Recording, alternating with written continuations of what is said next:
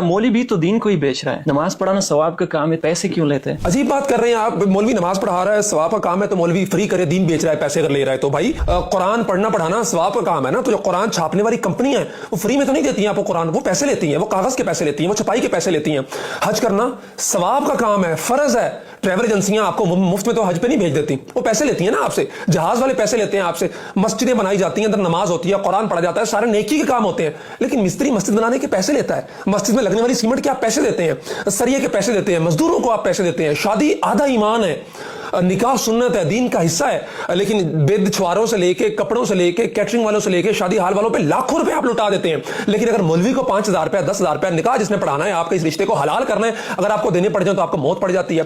अजीब बात कर रहे हैं आप। मौलवी हमारी नजरियाती शर्तों का मुहाफिज है, हमारे ईमान की फिक्र कर रहा है, हमारे दीन की फिक्र कर रहा है, तो उसका जो टाइम वो दे रहा है दीन के लिए, मस्जिद के लिए, पाबंद होकर बैठा है आपकी नमाज पढ़ाने के लिए, जनाजे पढ़ाने के लिए, आपके साथ दीनी मामलात के अंदर ताउन करने के लिए, तो उसका नफा पूरा करना भी आपकी जिम्मेदारी है।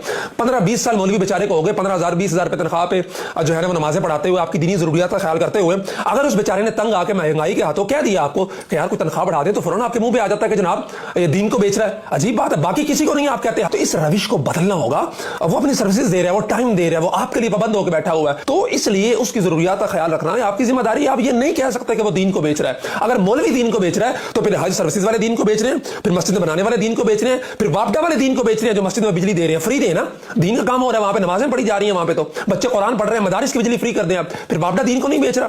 फिर ये शादियों वाले, कैटरिंग वाले, शादी हॉलों वाले और दीगर साजो सामान तैयार करने वाले दीन को नहीं बेच रहे हैं। एतराज सिर्फ मौलवी पे इसलिए कि मौलवी कमजोर है।